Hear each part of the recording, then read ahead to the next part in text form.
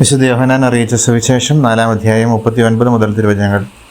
അവർ ആ സ്ത്രീയോട് പറഞ്ഞു, ഇനിമേൽ ഞങ്ങൾ വിശ്വസിക്കുന്നത് നിന്റെ വാക്ക് മൂലമല്ല, കാരണം ഞങ്ങൾ തന്നെ നേരിട്ട് ശ്രവിക്കുകയും ഇവനാണ് യഥാർത്ഥത്തിൽ ലോകരക്ഷകനെന്ന് മനസ്സിലാക്കുകയും ചെയ്തിരിക്കുന്നു.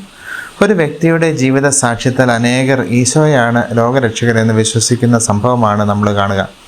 ഒരാളിൽ വന്ന നന്മ മറ്റുള്ളവരിലേക്കും കൂടി അയാൾ കടത്തിവിടുകയാണ്. നമ്മളും ജീവിതത്തിൽ ഇതുപോലെ ചെയ്യേണ്ടവർ തന്നെയെന്ന് ഒരു തർക്കവുമില്ല. സ്വയം നന്മയിലേക്ക് കടന്നു വരിക മാത്രമല്ല, മറ്റുള്ളവരെ കൂടി നന്മയിലേക്ക് കൊണ്ടുവരിക എന്നതായിരിക്കണം എല്ലാവരുടെയും ജീവിത ലക്ഷ്യം. നമ്മുടെ ജീവിത സാക്ഷ്യത്താൽ മറ്റുള്ളവർ ഈശോയിലേക്ക് വരികയാണോ അകന്നു പോവുകയാണോ എന്ന് ചിന്തിച്ചു നോക്കുക. ഈശോയെ ലോകരക്ഷനെ പ്രകാശിക്കുവാനായിട്ട് നമുക്ക് സാധിക്കുന്നുണ്ടോ? നമ്മെ ജീവനാർത്ഥമായ ശംശയുടെ കൃപയും പിതാവായ ദൈവത്തിൻ്റെ സ്നേഹവും പരിശുദ്ധാത്മാവിൻ്റെ സഹവാസവും നിങ്ങൾ എല്ലാവരുടെയും കൂടി ഉണ്ടായിരിക്കട്ടെ, ഇപ്പോഴും എപ്പോഴും എന്നേക്കും. ആമേൻ.